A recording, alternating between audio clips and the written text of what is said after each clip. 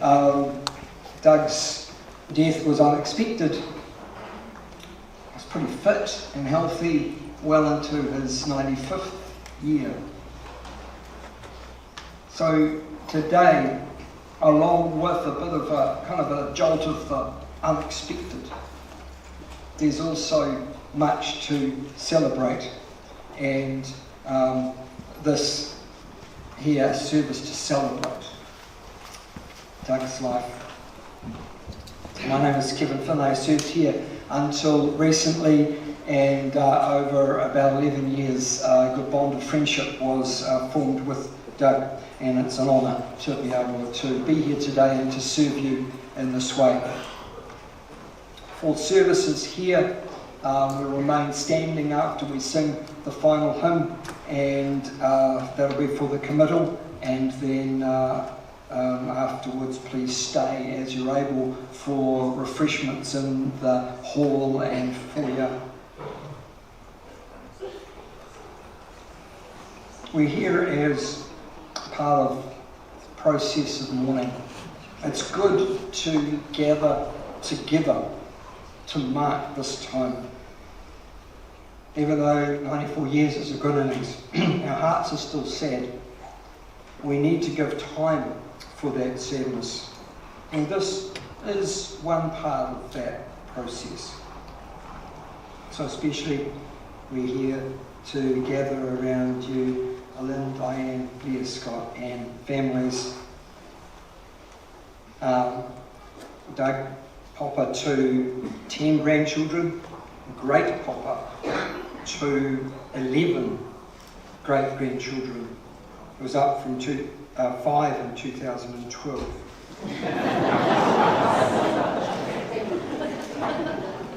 And so as we do pause, at this time we also do remember Anne, Doug's beloved.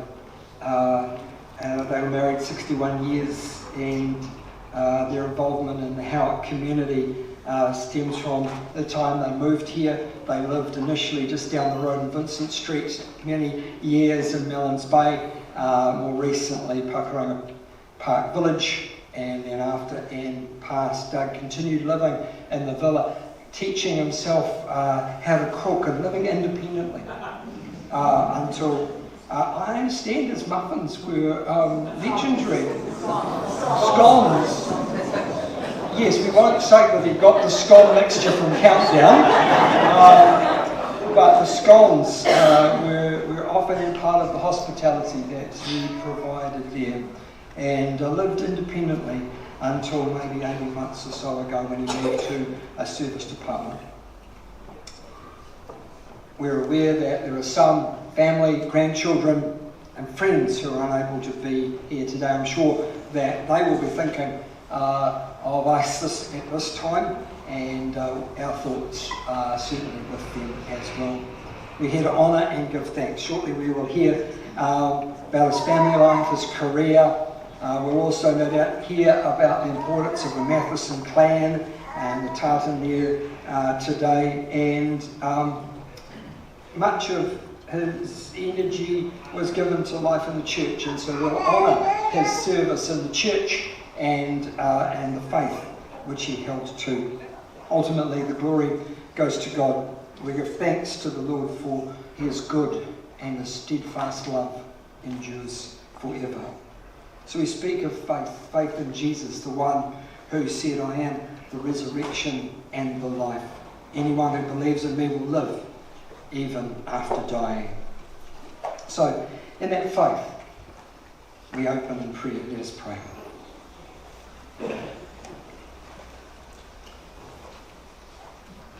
Loving God, full of enduring love for us, we're here today in this place where Doug worshipped up to a week or so ago.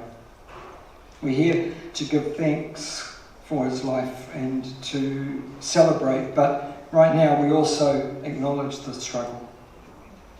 We don't deny or suppress that we are saddened by his passing. Yes, we believe that Doug has gone to his true home with you, but his presence is missed here with us.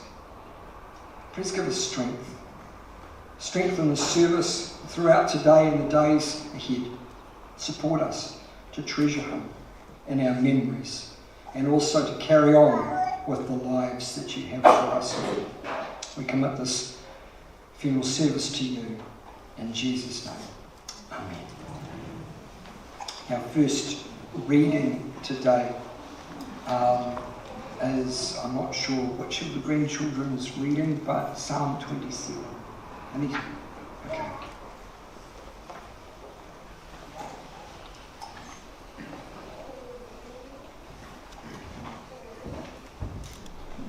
This is a selection of verses from Psalm 27. The Lord is my light and salvation, whom shall I fear? The Lord is the stronghold of my life, of whom shall I be afraid? One thing I ask from the Lord, this only do I seek, that I may dwell in the house of the Lord all the days of my life, to gaze on the beauty of the Lord and to seek him in his temple. For in the day of trouble he will keep me safe in his dwelling. He will hide me in the shelter of his sacred tent and set me high upon a rock. I remain confident of this. I will see the goodness of the Lord in the land of the living. Wait for the Lord, be strong and take heart, and wait for the Lord.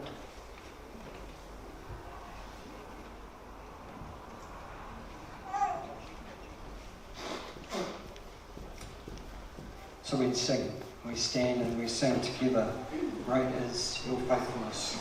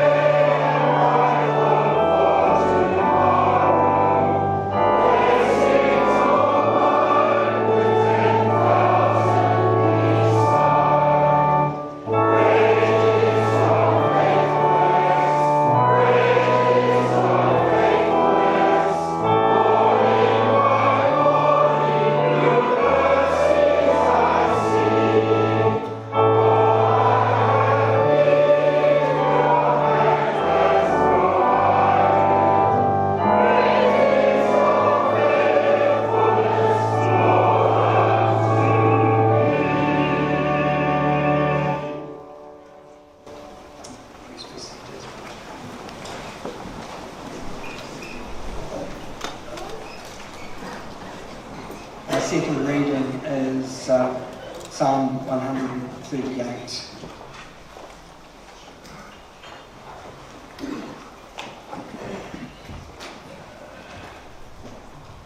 Hi, I'm Andrea. I'm one of the grandchildren, and I was asked to read Psalm 138, which surprised me because when I visited Popper on Wednesday, I read this to him in the hospital. Thank you. Everything in me says thank you. Angels listen as I sing my thanks. I kneel in worship facing your holy temple and say it again, thank you. Thank you for your love. Thank you for your faithfulness. Most holy is your name. Most holy is your word. The moment I called out, you stepped in. You made my life large with strength. When they hear what you have to say, God, all earth's kings will say, thank you. They'll sing of what you've done, how great the glory of God. And here's why. God, high above, sees far below. No matter the distance, he knows everything about us. When I walk into the thick of trouble, keep me alive in the angry turmoil. With one hand strike my foes, with other hand save me. Finish what you started in me, God. Your love is eternal, and don't quit on me now.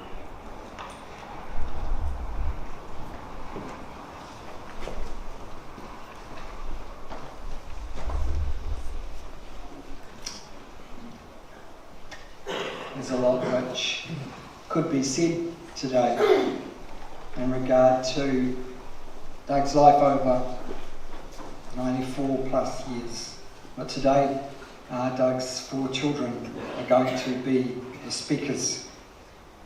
And then maybe there'll be a video which has some more speaking at the end if it's able to get going.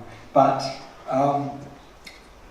so just a limited number of speakers today. And what they say though may spark memories, or you might have your own recollections. And I encourage that over refreshments and afterwards through these days ahead, you take time to tell the stories and to remember. But at the moment, over to you, Lynn, Diane, Blair and Scott.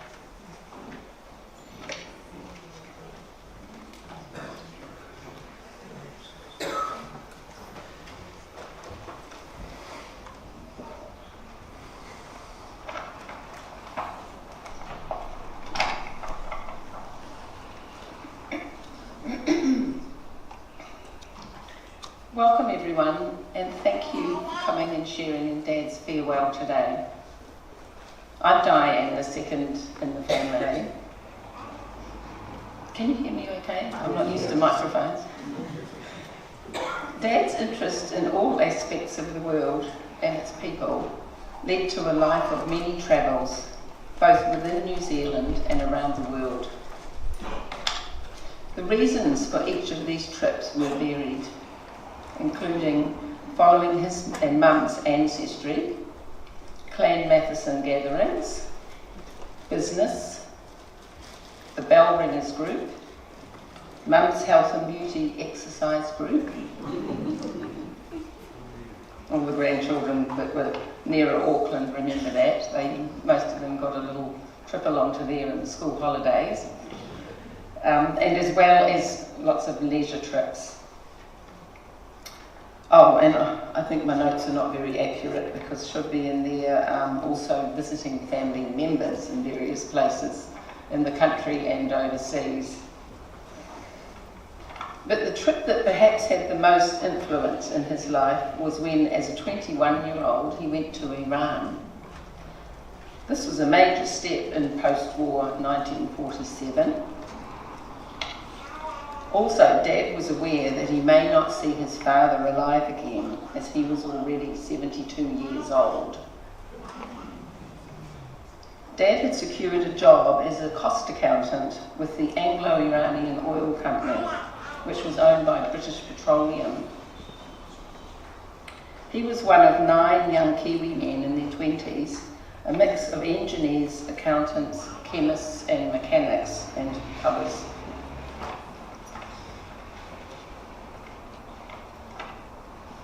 He crossed the Tasman to Melbourne in an unconverted warship. Dad had won the draw for the only place at that time on the ship called the British Restraint, and set sail from Melbourne for what was then known as Persia. This was not always a particularly comfortable trip for him, as he was not a great sailor. Nevertheless, he had fond memories of the journey. Dad was interested in the differences between New Zealand and Iraq. Oh, that's a mistake too. Iran. Maybe I was reading the news or something. He learned a lot about the Muslim community, and he said, quote, "I noted the bleak landscape by New Zealand standards, interesting because of its difference," unquote. He attended a church and preached his first sermon there. The sermon was about the two houses built on rock and sand. He also became the church treasurer. It wasn't all work and no play in Iran. He played rugby for the company team. Something to our surprise we learned from him the night before he died. It was very funny at the hospital when this happened. It was a bit hard to relay it, but it was funny. Dad told us he played on the wing. We'd all sort of thought maybe a halfback because of his size. So we said back to him, "You must have been very fast." And I suggested to him that maybe that was due to all his Bible class Harrier runs, which I know was a big part of his life from his teens and on. Dad formed a close friendship with a British man, Colin Williamson. He was a chemist who worked at the same company. A lifetime friendship ensued with regular letters, then emails. They both visited each other's countries several times as well.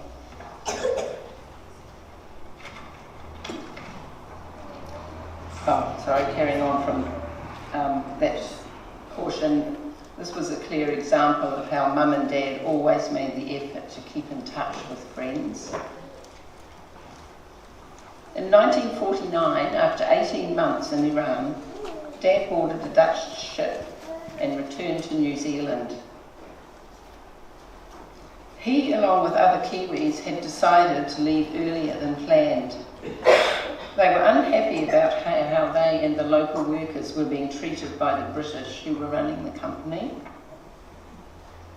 The passage home was via Singapore and various interesting islands of Indonesia. A couple of decades later, Dad found out that his mother had kept all the letters that he had sent while over in Iran. So several years ago, Dad typed these letters up and gave the four of us a copy each. They are a legacy to us all, including those coming after us, and help create a sense of belonging for our family, the essence of that and very important to him.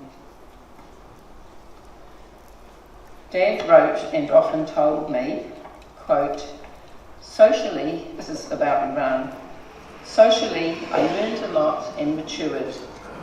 I was thrust into a wide range of people's situations, problems and circumstances, which I would never have had in New Zealand. It gave me a wider experience of the world and people and provided a base for future life. I am sure that God was behind it all, and many times later I have been so grateful for the opportunity to have been there," unquote. A wonderful life, well lived. It has been a privilege to have had such a loving, dedicated, unique and resourceful dad. I feel very honoured.